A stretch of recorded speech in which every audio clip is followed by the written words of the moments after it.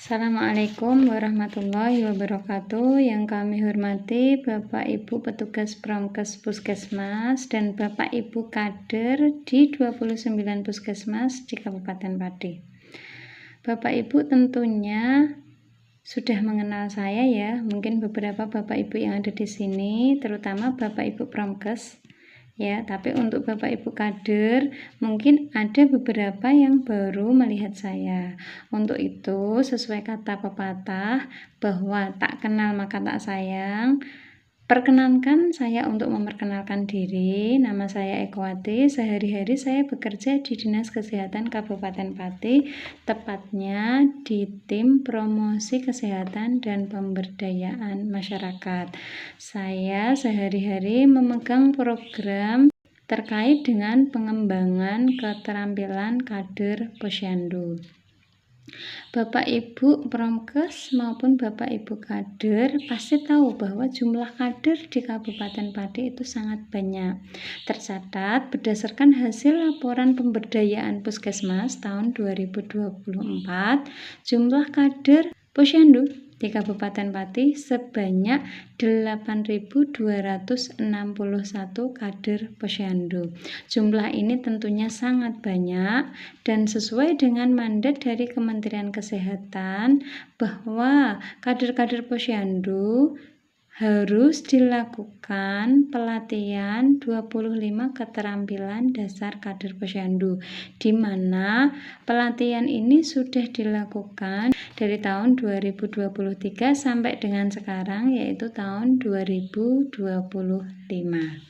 Itu ya Bapak Ibu ya.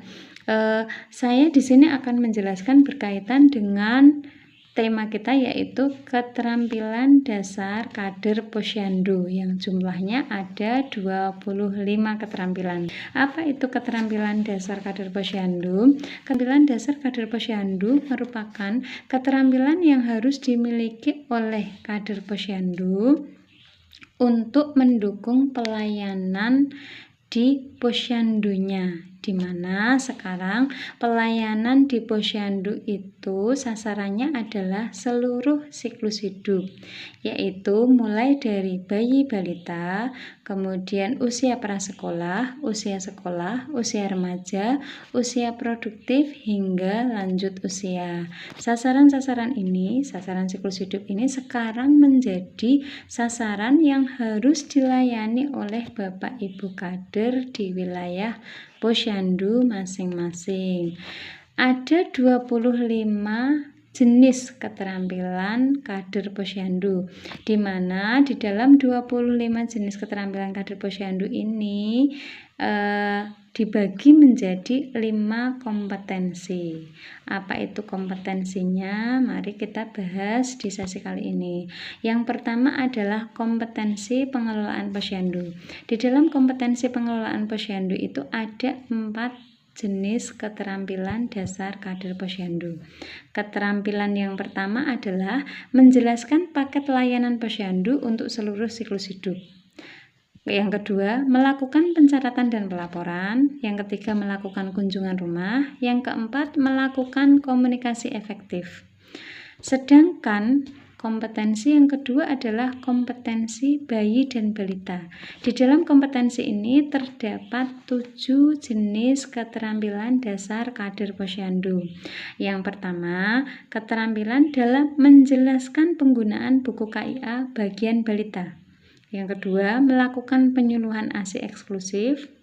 Yang ketiga, melakukan penimbangan pengukuran panjang badan, tinggi badan, dan lingkar kepala dan lengan atas.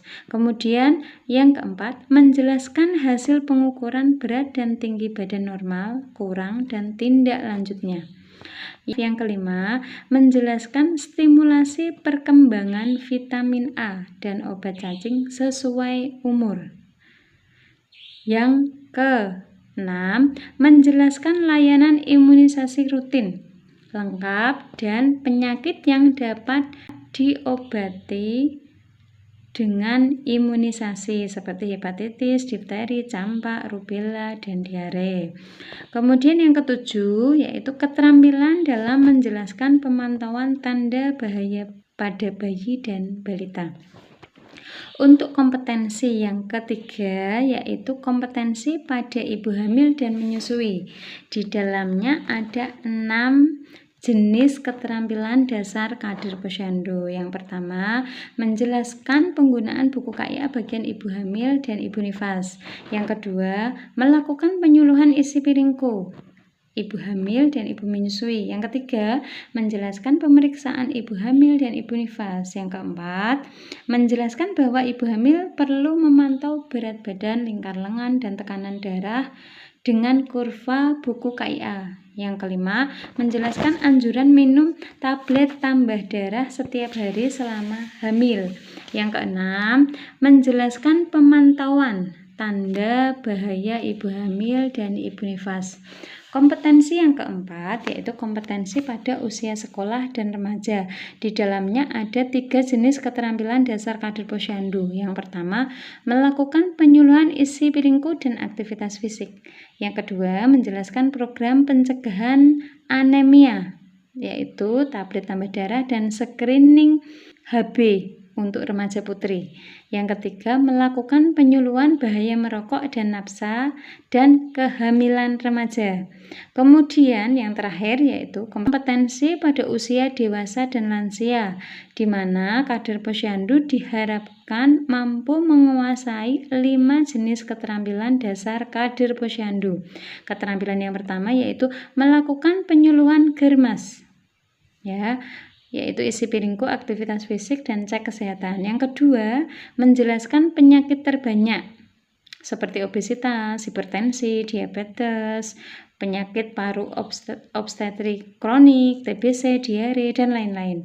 Yang ketiga, keterampilan dalam melakukan deteksi dini usia dewasa dan lansia dengan pengukuran lingkar perut, tekanan darah, obesitas, dan hipertensi. Kemudian yang keempat, keterampilan dalam melakukan deteksi dini usia dewasa dan lansia dengan kuesioner penyakit paru obstetrik kronik, TBC, kesehatan jiwa, dan lain-lain. Yang kelima yaitu keterampilan terakhir yaitu melakukan penyuluhan isi piringku dan aktivitas fisik. Jadi penyimpulannya ya Bapak Ibu ya, bahwa di dalam 5 kompetensi itu ketika kita jabarkan, di dalam kompetensi pengelolaan posyandu ada 4 keterampilan. Di dalam pengelolaan di dalam kompetensi bayi dan balita ada 7 keterampilan. Di dalam kompetensi ibu hamil dan ibu menyusui ada 6 keterampilan. Di dalam kompetensi usia sekolah dan remaja ada 3 keterampilan. Dan yang terakhir, di dalam kompetensi usia dewasa dan lansia ada 5 keterampilan. Jadi kalau di total keseluruhan Bapak Ibu dari 5 kompetensi ini ada di dalamnya ada 25 jenis keterampilan dasar kader posyandu. Bapak Ibu kader, dan ini juga perlu diketahui oleh Bapak Ibu Promkes Puskesmas bahwa Bapak Ibu kader nanti akan dilakukan pelatihan secara bertahap ya. Tadi yang sudah saya jelaskan dari tahun 2023 sampai 2025, baik pelatihan itu dilakukan secara daring maupun luring ya, dengan memakai anggaran bisa dari dana desa, dari APBD 2 ataupun dari bantuan operasional bidang kesehatan gitu ya. Bapak Ibu, demikian ya informasi yang berkaitan dengan 25 keterampilan dasar kader posyandu. Semoga Bapak Ibu kader posyandu bisa secara bertahap mendapatkan pelatihan dan Bapak Ibu Promkes Puskesmas bisa menyesuaikan dengan kebijakan yang memang sudah dicanangkan oleh Kementerian Kesehatan ini. Harapannya Bapak Ibu Promkes bisa melakukan advokasi ke desa terkait dengan penggunaan dana desa untuk pelatihan kader posyandu. Gitu nggih. Mohon maaf jika apa yang saya sampaikan ada salah baik dari yang saya ucapkan maupun dari tingkah laku saya. Itu ya Bapak Ibu. Untuk penutup saya sampaikan pantun dan minta jawaban cakepnya dari Bapak Ibu ya. Makan nasi dicampur sambal teri, Jangan lupa terinya diulek sampai halus. Bapak Ibu kader Posyandu harus tetap menginspirasi untuk menciptakan masyarakat yang sehat dan produktif selalu. Terima kasih. Assalamualaikum warahmatullahi wabarakatuh.